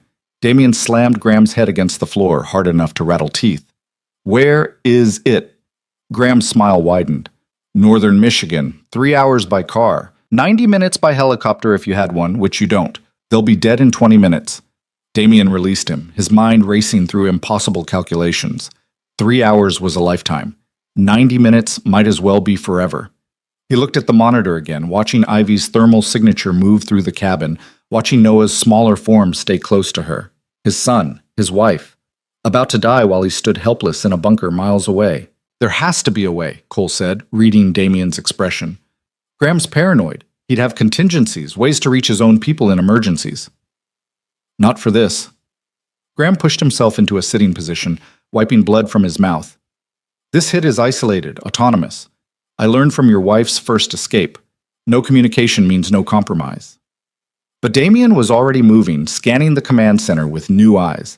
Graham was paranoid, yes, but paranoia meant redundancy, meant backups and fail-safes and ways to maintain control, even when direct communication failed. There. On the far wall, a single red phone mounted in a locked case. Emergency communications, the kind of system that bypassed normal channels. Damien crossed to it, smashing the case with the butt of his pistol. The phone was old-fashioned, hardwired, probably connected to a dedicated satellite network. He lifted the receiver and heard a tone. "That won't help you." Graham's voice was weaker now, pain catching up with adrenaline. "That line goes to my personal security. They won't take orders from you. Then I'll make them an offer they can't refuse." Damien dialed, reading the emergency contact numbers stenciled on the phone's base. Someone picked up on the second ring. "Verification code," a flat voice demanded. Damien glanced at Graham, who'd gone pale. "I don't have a code, but I have Graham Maddox. And if you don't abort the Michigan operation in the next 30 seconds, I'm going to put a bullet in his head and upload the video to every news outlet in the country." Silence. Then, "Stand by!" Graham started to laugh, a wet, painful sound. "You're bluffing. You need me alive to call them off." "I need you useful. There's a difference." Damien aimed his pistol at Graham's knee. "Your choice. Call off the hit, or I start taking pieces." The voice returned on the phone. "We need verification that you have primary."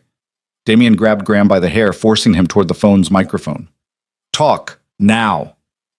Graham's resistance crumbled, fear finally breaking through his mask of control. "Abort Michigan operation. Authorization Maddox 77 Echo. Abort immediately." "Confirmed. Teams are being recalled." The line went dead. Damien let Graham fall back to the floor, then turned to the monitor. For a long moment, nothing changed. The assault team continued their approach, closing the final distance to the cabin. Then they stopped. The thermal signatures hesitated, held position, then began withdrawing into the woods. 30 seconds later, they were gone, melting back into the forest like ghosts. Damien's legs nearly gave out. He caught himself against the console, breathing hard, his entire body shaking with the aftermath of adrenaline and terror. "You're going to regret that," Graham said from the floor. "Those men will talk. They'll tell everyone I backed down, that I showed weakness. The organization will fracture." "I don't care about the organization." Damien turned to Cole. "Get Sarah and Marcus. Tell them to extract Ivy and Noah from that cabin and bring them somewhere safe. Somewhere Graham's people will never find." "What about you?" "I'm finishing this." Cole nodded and disappeared into the corridor, leaving Damien alone with Graham in the wreckage of the command center. "You've destroyed everything," Graham said quietly. "Years of planning, decades of building power, gone because you couldn't let go of a woman who never belonged in this world." "You're right." Damien crouched down beside the old man. "She never belonged. Neither does Noah. And neither do I, not anymore." "You think you can just walk away? The organization won't let you. The enemies we've made won't forget. You'll spend the rest of your life looking over your shoulder. Better than spending it as a monster." Damien stood. "I'm done, Graham. With you, with this life, with everything you taught me to value." "You wanted to know what Ivy and Noah mean to me? They mean I finally have a reason to be something other than what you made me." "And what's that?" "Human." Damien raised his pistol, but a voice from the doorway stopped him. "Don't." He turned to find Vincent standing there, Sarah beside him, both armed but not threatening. They looked exhausted, battered from the earlier firefight, but their eyes were clear. "He's not worth it," Vincent said. "You kill him, you become exactly what he always said you were." "He tried to murder my family. I know, and we'll make sure he pays for that. But not like this, not with you pulling the trigger." Vincent stepped closer. "Let the law handle it, boss. We've got evidence, recordings, everything we need to bury him legally. Let him rot in a cell instead of turning you into a killer in front of your son." Damien looked at Graham, at the pathetic figure bleeding on the floor, and felt the rage drain away. Vincent was right. Graham had spent his entire life operating in shadows, avoiding consequences, staying one step ahead of justice. The cruelest punishment would be dragging him into the light. "Sarah, you still have those financial records?" Damien asked. "Every transaction, every payment, every dirty dollar." Sarah held up a hard drive. "Enough to put him away for 3 lifetimes. Then we give it to the FBI. All of it. Graham's empire, his contacts, his operations, we burn it all to the ground." Graham's expression shifted from defiance to genuine fear. "You can't. The organization will collapse. Dozens of families depend on the income. Hundreds of people will lose their protection." "Should have thought of that before you tried to kill my wife." Damien turned away from him, addressing Sarah and Vincent. "Contact our lawyers. I want immunity deals in place for everyone who cooperates. We're dismantling this organization piece by piece, and anyone who wants to walk away clean gets the chance." "And the ones who don't?" Vincent asked. "They go down with Graham." Sarah was already working her phone, making calls, setting the machinery in motion. Vincent kept his weapon trained on Graham, who'd slumped against the console in defeat. "You'll regret this," Graham said one last time. "Without the organization, you're nothing. You'll be alone, vulnerable, waiting for the next enemy to find you." "Maybe." Damien headed for the door, then paused. "But I'd rather be alone and human than powerful and empty." "You taught me how to survive, Graham. Ivy taught me why." He left the old man in the ruins of his underground kingdom and climbed toward daylight. The cabin sat at the end of a dirt road, surrounded by pine trees and silence. Marcus had driven them north through the night, following coordinates Sarah had extracted from Graham's computer network. Cole rode shotgun, his injuries bandaged but still visible. Damien sat in the back, watching the landscape blur past, his mind too numb for coherent thought. They arrived at dawn, the sky turning from black to gray to pale gold. Smoke rose from the cabin's chimney, a thin trail against the brightening clouds. "She's still here," Marcus said, parking at a distance. "No sign of hostiles." Damien got out of the car slowly, his body protesting every movement. The firefight at the safe house, the beating in Graham's bunker, the emotional whiplash of the past 24 hours, it had all taken a toll. He walked to the cabin alone. The door opened before he could knock. Ivy stood there, Noah on her hip, her face pale but composed. She'd been crying recently, he could tell from her red-rimmed eyes, but her voice was steady. "Cole called, said you were coming." She stepped aside. "Come in." The cabin was small, rustic, the kind of place that belonged in vacation brochures. A fire crackled in the stone fireplace. Noah's drawings were scattered across a rough wooden table. It looked peaceful, safe, completely disconnected from the violence that had nearly reached it. "I'm sorry," Damien said. It was inadequate, but it was all he had. "For what? Saving our lives?" Ivy set Noah down, and the boy immediately returned to his drawings, glancing at Damien with wary curiosity. "For putting you in danger in the first place. For everything." Ivy was quiet for a moment, studying him. "Cole told me what happened. How you fought your way out, how you made Graham call off the hit, how you're dismantling the organization. It's the only way to keep you safe. Is it?" She moved to the window, looking out at the forest. "Or is it because you finally realized what I knew 3 years ago, that the organization was poison, and staying in it would kill everything good you had left?" "Both, maybe." Damien approached carefully, maintaining distance. "I spent 3 years building power on the foundation of your death. Turned myself into exactly what Graham wanted, cold, ruthless, efficient. And then I saw you on that street corner, and I realized I'd been building a monument to nothing. So what now? Now I make sure Graham goes to prison for the rest of his life. Make sure everyone connected to the hit on you is held accountable. And then," he hesitated, "then I keep my promise. I let you go. Let you and Noah disappear into that normal life you wanted." Noah looked up from his drawing. "Are you leaving, Mama?" "Not today, baby." Ivy crouched beside him, smoothing his hair. "But maybe soon. Would you like that? To go somewhere new?" Noah considered this with a child's seriousness. "Can we bring him?" He pointed at Damien. The question hung in the air like a held breath. Ivy's eyes met Damien's, searching for something he wasn't sure he could provide. "That depends on him," she said finally, "on whether he can leave the old life behind and become someone new." "I don't know if I can," Damien admitted. 3 years of being a ghost, of burying every soft emotion, of turning love into armor, I don't know how to undo that." "You don't undo it. You build something new on top of it." Ivy stood, crossing to him. "I'm not asking you to forget what you were. I'm asking if you can choose to be something different. For him." She gestured to Noah. "For us." Damien looked at his son, at the small boy who'd inherited his eyes and his mother's strength. Noah was watching him with an expression that was becoming familiar, cautious hope, waiting to see if the stranger would prove trustworthy. "I can try," Damien said. "That's all I'm asking." Ivy's hand found his, her fingers lacing through his in a gesture that felt both foreign and achingly familiar. "We'll figure out the rest as we go." Noah returned to his drawing, apparently satisfied with the adult's conversation. Damien watched him work, this small miracle he'd helped create. This piece of a future he thought was lost forever. "What's he drawing?" Damien asked. Ivy smiled. "A house. He draws one every day. Different each time, but always a house with a family inside." "What kind of family?" "Usually him and me, but this one's different." She picked up the paper, showing Damien the crayon figures. A woman with long dark hair, a small boy, and a tall figure with gray eyes standing beside them. "He's been adding you," Ivy said softly. "Ever since Cole told him you were fighting to keep us safe.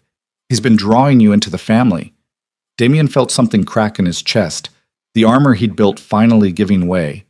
He'd faced down enemies, survived bullets and betrayals, built an empire from blood and will. But looking at his son's simple drawing, at the hope contained in colored wax and paper, he felt tears burn behind his eyes for the first time in 3 years. "I don't deserve that," he said roughly. "No, you don't." Ivy's honesty was brutal and loving in equal measure. But maybe that's the point. Maybe family isn't something you earn. Maybe it's something you choose every day, even when it's hard. Especially when it's hard. Especially then. Noah held up his drawing. "Do you like it?" Damien crouched down to his son's level, taking the paper with careful hands. "It's perfect." "That's you." Noah pointed to the tall figure. "Mama said you're my daddy." The word hit Damien like a physical blow. Daddy. Not father, not sir, not boss. Daddy. The word that meant bedtime stories and scraped knees and unconditional trust. "Yeah," Damien managed. "I am. Are you going to stay with us?" Damien looked up at Ivy, saw her waiting for the answer, her expression guarded but hopeful. He thought about Graham rotting in a federal cell, about the organization crumbling, about the empire he'd built dissolving into evidence and testimony. He thought about the choice Vincent had offered him, justice over vengeance, humanity over power. He thought about his son's drawing and the family contained within it. "If your mama will let me," Damien said, "I'd like to try." Noah considered this, then nodded with a child's absolute certainty. "Okay, but you have to learn to draw. Yours are probably terrible." Despite everything, Damien laughed. It felt strange, rusty, like a muscle he'd forgotten how to use. But it felt good too, like maybe there were pieces of himself that weren't completely dead after all. "You'll teach me?" he asked. "I guess." Noah sighed with the patience of a 3-year-old dealing with incompetent adults. "But you have to practice a lot." "Deal." Ivy moved to the kitchen, giving them space, but Damien could see her shoulders shaking with silent laughter. Or maybe tears. Probably both. Outside, Marcus and Cole waited by the car, giving the family their moment. The sun was fully up now, burning off the morning mist, turning the forest into something bright and new. It would take time, Damien knew. Healing always did. The FBI would want testimony. The organization's collapse would create chaos. There would be threats and consequences and 1,000 complications between this moment and anything resembling normal. But for now, sitting on the floor of a remote cabin while his son taught him to draw houses and families, Damien Cross allowed himself something he hadn't permitted in 3 years. Hope. Noah handed him a green crayon. "This is for the grass. The grass is always green in families." Damien took the crayon and started to draw, his lines shaky and unpracticed, nothing like the precision he brought to violence and strategy. But Noah watched with encouraging patience, and Ivy moved through the kitchen with quiet grace. And somewhere in the simple domestic rhythm, Damien felt the ghost he'd become slowly remembering how to be a man. The drawing took shape beneath their combined hands. A house with windows and a door, grass beneath and sky above, 3 figures standing together in crayon permanence. It wasn't perfect, but it was a start. And for the first time in 3 years, a start felt like enough. The piece lasted exactly 6 days. Damien spent those days learning the rhythms of a life he'd never imagined. Morning coffee while Noah ate cereal with intense concentration, afternoon walks through the forest where his son collected pine cones like treasure, evenings by the fire where Ivy read aloud while Noah fought sleep in Damien's lap. Small moments that felt impossibly large, fragments of normalcy that he clutched like lifelines. On the 7th morning, Cole arrived with news that shattered the fragile sanctuary. "Graham's people hit the federal transport," Cole said, his expression grim. 12 guards dead, Graham's gone. Damien was outside chopping firewood, a domestic task that felt surreal given the conversation. He buried the axe in the stump and turned to face Cole. "When?" 4 hours ago. Highway ambush, professional execution. They had inside information, knew the route, the timing, everything. He still has loyalists in the organization. More than we thought. Cole handed over a tablet showing crime scene photos. The transport van was a smoking wreck, bodies scattered across asphalt. The FBI's panicking. They thought they had their case locked down, but without Graham to testify against his network, most of their evidence is circumstantial. Damien stared at the photos, feeling the weight of his old life pressing back in. He's going to run, disappear into whatever bolt hole he prepared for this scenario. That's what the FBI thinks, but I know Graham better than they do. Cole's voice was dark. He's not running. He's coming here. How would he even know where we are? Because I told him.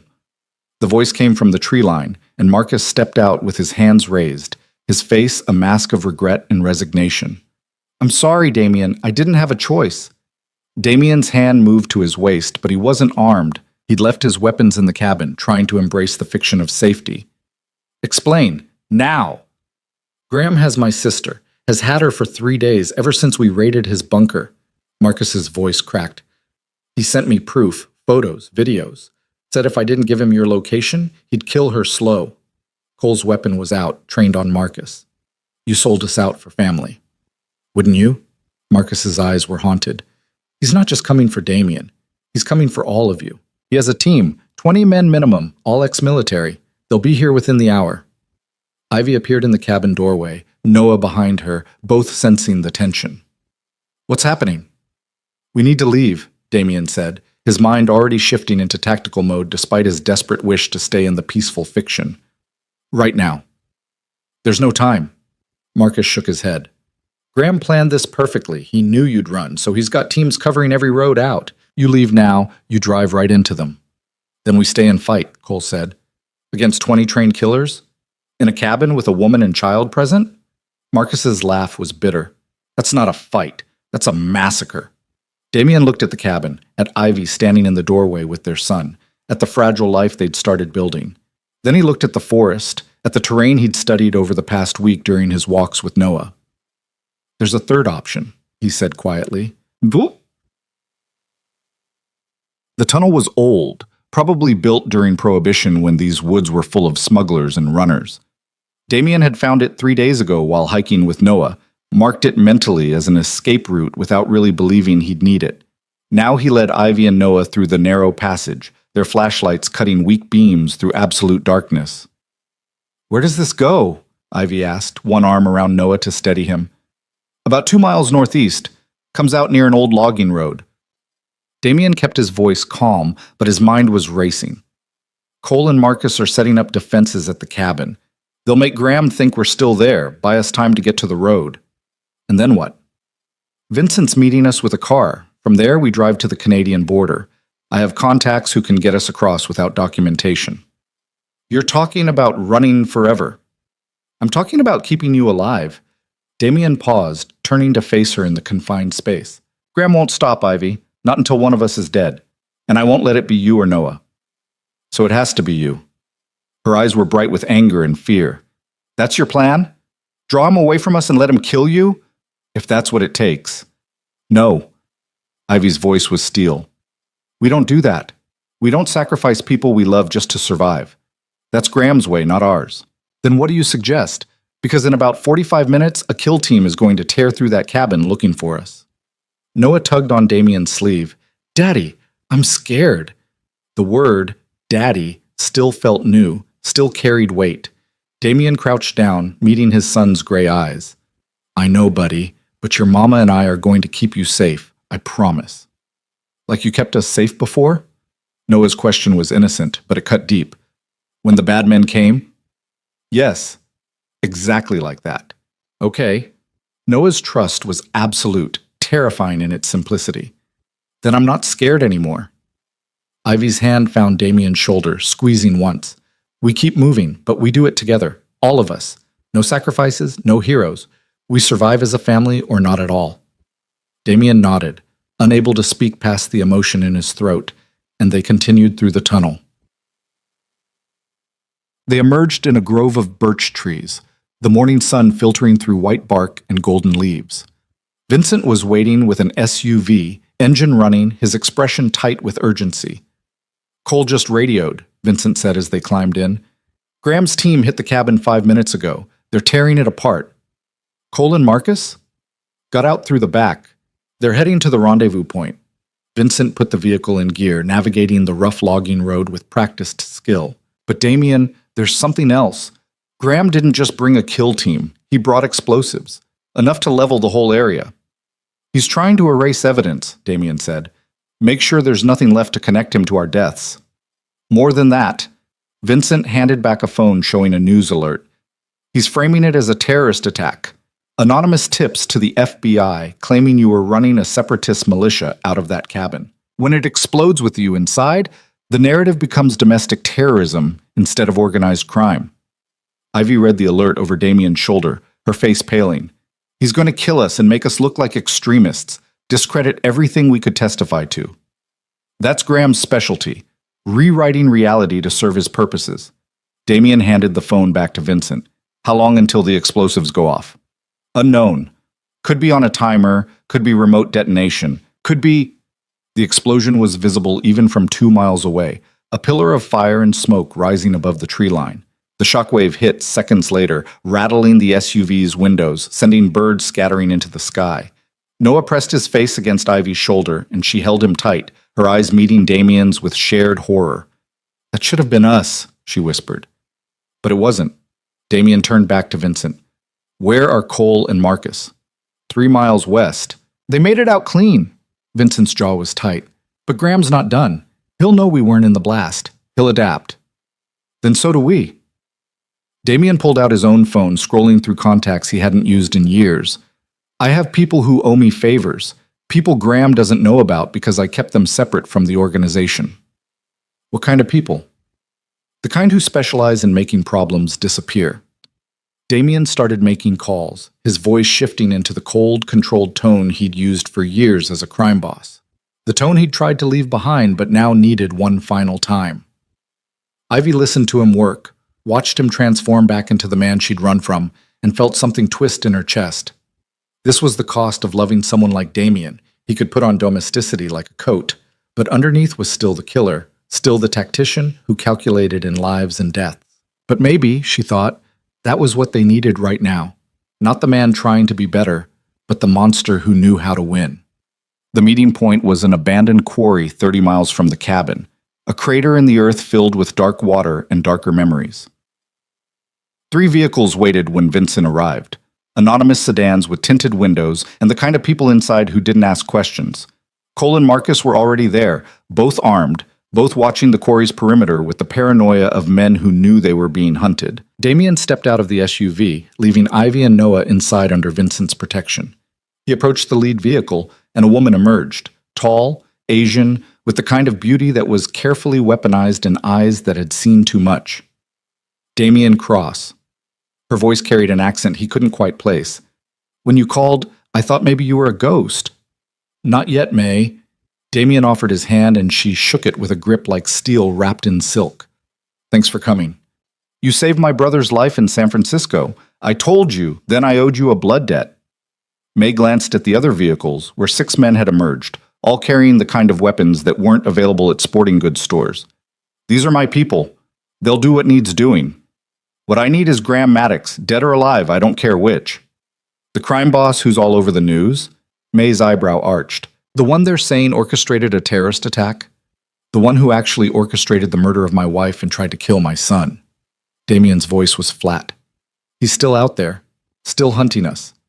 I need him stopped, permanently. May studied him for a long moment. This isn't business, is it? This is personal. Does it matter? It matters because personal makes people sloppy, makes them emotional. She crossed her arms. But it also makes them dangerous in ways professional killers can't match. So I'll ask once, are you doing this for revenge, or are you doing this to protect your family? Damien looked back at the SUV where Ivy sat with Noah, both of them watching through the window. His son's small hand was pressed against the glass, and even from here, Damien could see the fear in those gray eyes. Both, he said honestly. Graham took 3 years of my life, made me into something I'm trying not to be anymore, and now he's trying to take my future. So yes, it's revenge, but it's also survival, because as long as he's alive, my family will never be safe. May nodded slowly. Then we have the same goal. My people will help you hunt him, but Damien, when we find him, you need to be the one who ends it, not for revenge, for closure, so you can move on. I don't know if I can move on from this. Then you better figure it out, because that woman and that child over there, they need you to be more than a killer. They need you to be a father and a husband, and you can't be both if you're still fighting Graham's ghost in your head. She was right, and Damien knew it.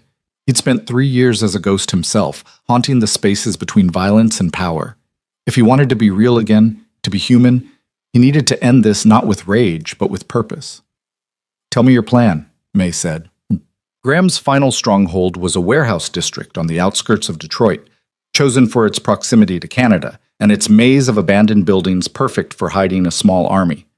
Sarah had tracked him there using the financial breadcrumbs he'd left, payments to shell companies, purchases of supplies, communications intercepts. He's in the central warehouse, Sarah reported over the encrypted channel. 16 men confirmed, possibly more. He's fortified but not impregnable. What about escape routes? Damien asked. He was studying schematics spread across the hood of a car, May and Cole flanking him. 3. 1 to the river, 1 to the rail yard, 1 underground to the sewer system. Sarah highlighted each on the digital map. We block those, he's trapped. He'll have contingencies for the contingencies, Cole warned. Graham always does. Then we give him a choice he can't contingency his way out of. Damien traced a route on the map. We don't go in guns blazing. We do this quiet, surgical, Take his men out one by one until he's alone. Then we offer him a deal."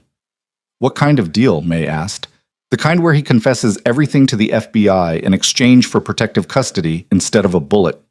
Damien looked up. "I want him in prison, not a grave. I want him to spend the rest of his life knowing he lost." Cole was quiet for a moment. "That's not the old Damien talking." "No, it's the new one." Damien folded the map. "The one who's trying to be someone his son won't be ashamed of." They moved at dusk, when the failing light turned the warehouse district into a landscape of shadows and rust. May's people were professionals, moving through the perimeter like ghosts, neutralizing Graham's sentries with silent efficiency. No shots fired, no alarms raised. Damien worked alongside them, rediscovering the muscle memory of violence he'd hoped to leave behind. But this time felt different. There was no rage fueling his movements, no cold satisfaction in each takedown. Just necessity, clinical and precise. They cleared the outer buildings in 20 minutes. Graham's remaining forces consolidated in the central warehouse, unaware they'd already lost the war. "He knows we're coming," Cole said, watching the warehouse through binoculars. "He's pulled everyone inside, fortified the main entrance." "Good." Damien checked his weapon. "Means he's scared. Scared people make mistakes. Or desperate ones." Vincent appeared from the shadows, Marcus beside him. Both looked grim. Marcus confirmed Graham has a dead man's switch.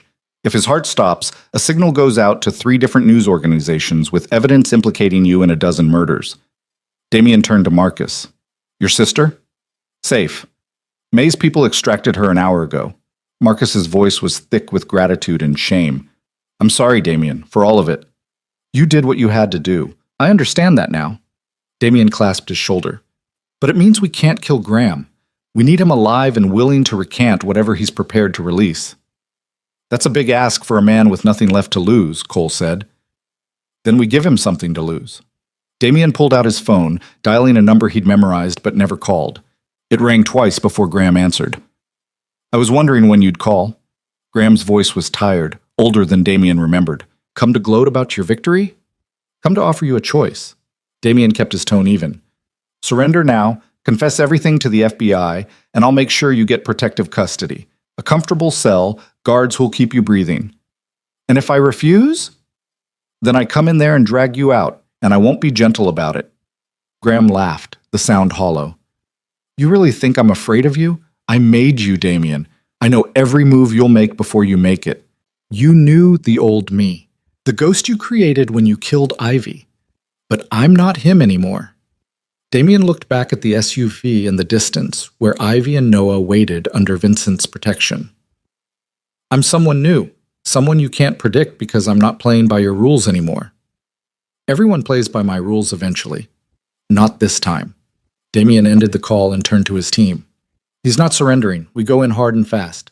May, take your people through the east entrance. Cole, you're with me on the west. Marcus and Vincent, cover the escape routes.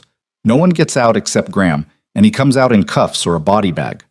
They moved into position, the final pieces of a siege 3 years in the making. Damien felt the familiar pre-combat clarity settle over him, but underneath was something new, not rage or cold calculation, but determination. This wasn't about power or revenge anymore. It was about ending the cycle so his son could grow up without looking over his shoulder. The assault began with flashbangs and smoke, disorientation, and chaos. Graham's men fought back with desperate intensity, but they were outnumbered and outmaneuvered. May's team moved like a scalpel through their defenses, while Cole and Damien pushed from the opposite side, driving them toward the center. Gunfire echoed through the warehouse, bullets sparking off metal and concrete. Damien took a round to his vest, the impact driving breath from his lungs, but he kept moving. He'd survived worse, and he had more riding on this than survival. They found Graham in the warehouse's central office, a glass-walled room overlooking the main floor. He stood alone, weapon in hand, watching his empire crumble around him. "It's over, Graham," Damien called through the broken glass. "Your men are down. Your escape routes are blocked. You've got nowhere left to run." "I always have somewhere to run." Graham raised his weapon, but his hand was shaking. "You taught me that. Always have a way out." "That's not a way out. That's just suicide." "Is there a difference?" Graham's smile was bleak. "I'm 73 years old, Damien. I built an empire from nothing, and you're tearing it down in a week. Whether I die here or in a prison cell doesn't matter. Either way, I've lost everything. You could have had a legacy, could have stepped back, retired, let the organization evolve. Damien lowered his own weapon. Instead, you tried to kill a pregnant woman and made me into a monster. Why? Because I saw what you were becoming. Graham's voice cracked. I saw you choosing her over the business, saw you going soft, getting weak. And I knew if I didn't stop it, you'd destroy everything we built. We didn't build anything, Graham. You built a machine that consumed people and turned them into tools. I was just the latest one. And now look at you, playing house with a woman who despises what you are, raising a child in a world that will eat him alive the moment you let your guard down. Graham shook his head. You think you can have both? The empire and the family? You'll end up losing both. Maybe, but at least I'll have tried. Damien took a step forward. Put down the gun, Graham. Let the FBI have you. Spend your last years in a cell instead of a grave. It's the only dignity left. For a moment, Graham seemed to consider it. His weapon lowered fractionally, his shoulders sagging under the weight of defeat. Then his eyes shifted past Damien, and his expression changed. No, he whispered. Damien turned to see Ivy standing in the warehouse entrance, Noah beside her, both of them staring at the carnage. I told Vincent to keep you in the car, Damien said, his voice tight with fear. Noah asked to see his father.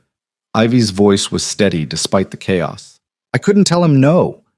Graham raised his weapon again, but this time it wasn't pointed at Damien. It was pointed at Noah. Time fractured. Damien saw the calculation in Graham's eyes, the final desperate play of a man with nothing left to lose. He saw Graham's finger tighten on the trigger, saw the barrel align with his son's small form, and he moved. The distance between them vanished in a heartbeat. Damien slammed into Graham as the weapon discharged, the bullet going wild, punching through the office's glass wall. They hit the floor together, fighting for control of the gun. Graham fought with the strength of desperation, all technique abandoned for raw survival. But Damien fought with something stronger, the primal fury of a father protecting his child. He wrenched the weapon away and threw it aside, then grabbed Graham by the throat. You pointed a gun at my son, Damien said, his voice barely human. My 3-year-old son. He was leverage, Graham choked out. He's a child. Damien's hands tightened, Graham's face turning purple, and for a moment the old rage took over completely. It would be so easy to finish it, to squeeze until the struggling stopped, until the man who tried to destroy his family was nothing but a corpse. Daddy? Noah's small voice cut through the red haze. Damien looked up to see his son standing in the doorway, Ivy's hands on his shoulders, both of them watching with wide eyes. Don't kill him, Noah said quietly. Please. The words hit harder than any bullet. Damien looked at his son, at the fear and hope warring in those gray eyes, and felt the rage drain away like poison from a wound. He released Graham, letting the old man collapse gasping to the floor. Cole, Damien called without taking his eyes off Noah. Call the FBI. Tell them we have Graham Maddox ready for pickup. Cole moved to comply, and Damien crossed to his family. He knelt in front of Noah, taking his son's small hands in his own scarred ones. I didn't kill him, Damien said. I wanted to, but I didn't. Because you're right, we're not like him. Noah threw his arms around Damien's neck, and Ivy's hand found his shoulder, and for a moment the warehouse with its blood and broken glass faded away. There was only them. Only this moment. Only the family they'd fought so hard to protect. Behind them, Graham Maddox wept on the floor, broken and defeated, waiting for the sirens that would herald the end of his empire and the beginning of his final punishment. The trial took 6 months. Graham Maddox pleaded guilty to 37 counts including attempted murder, racketeering, and conspiracy. The dead man's switch turned out to be a bluff, one final attempt at control that crumbled under federal pressure. He was sentenced to life without parole. Damien testified along with Cole, Sarah, Vincent, and Marcus. They dismantled the organization piece by piece, exposing decades of corruption and violence. Some members went to prison. Others took the immunity deals and disappeared into witness protection. The empire Graham had built turned to dust, and Damien watched it happen with something like relief. They moved to Oregon after the trial, to a small town where nobody knew their faces or their history. Damien bought a house, not a mansion, not a fortress, just a house with a yard where Noah could play, and rooms enough for the family they were slowly becoming. Ivy opened a bookstore, something she'd always wanted to do but never had the chance. Damien helped renovate the space, learning carpentry alongside his son, teaching Noah to measure twice and cut once. It was quiet, normal, impossibly, wonderfully boring. Cole visited sometimes, along with Vincent and Marcus. They never talked about the old days, the violence, the empire. Instead, they grilled in the backyard while Noah played, and they talked about sports and weather and all the mundane things normal people discussed. Sarah sent postcards from wherever she'd disappeared to, each one signed with a single initial.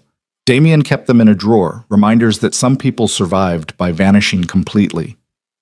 6 months after the move, Ivy found Damien in the garage late one night. He was building something from wood and nails, his hands moving with the same precision he'd once brought to violence. "What is that?" she asked. "A treehouse, for Noah's birthday." Damien set down his hammer. "I found plans online. Probably going to collapse the first time he climbs it, but I figured I should try." Ivy moved closer, studying the half-built structure. "It's good. Better than you think." "I don't know. I'm better at taking things apart than building them." "Then it's time to learn something new." She leaned against his workbench. "Noah asked me today when we're getting married." Damien looked up sharply. "What did you tell him?" "That we'd have to ask you." Ivy's smile was tentative. "So I'm asking, not for Noah, not for the story we tell people, for us. For real." Damien set down the wood he'd been holding. They'd been living together for 6 months, building a life from the ashes of the old one, but they'd never discussed making it official. The assumption had been there, unspoken, but neither had pushed for more. "I don't know if I'm ready to be a good husband," Damien said honestly. "I'm still figuring out how to be a good father. I'm not asking for perfect. I'm asking for trying." Ivy crossed to him, taking his hands. "We've been through hell together, been torn apart, and found our way back. I think we've earned the right to stop calling it temporary and admit we're choosing this. Choosing each other. Even knowing what I am, what I've done, especially knowing that, because I've also seen what you're becoming." She gestured to the treehouse. "A man who builds instead of destroys. A father who chooses his son over revenge. A person who's learning to be human again." Damien looked at their joined hands, at the calluses from honest work that were slowly replacing the scars from violence. "Yes. Yes? Yes, I'll marry you, if you're sure. If you can live with the fact that I'm going to spend the rest of my life trying to make up for the first half." "I can live with that." Ivy rose on her toes and kissed him, soft and certain. "As long as you understand I'm going to hold you to it." They married in the backyard 3 months later, a small ceremony with only the people who mattered. Noah was the ring bearer, taking his job with intense seriousness. Cole was the best man.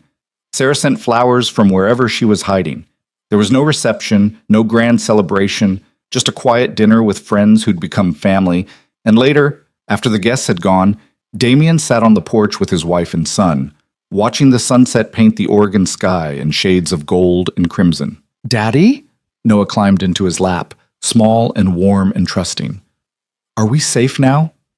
Damien thought about Graham in his prison cell, about the organization scattered to the winds, about the empire reduced to evidence in federal archives. He thought about the enemies they'd made, and the debts that might someday come due, but he also thought about the house they'd built, the life they were living, the choice he'd made to be more than what he'd been. "Yeah, buddy," he said, pulling his son close.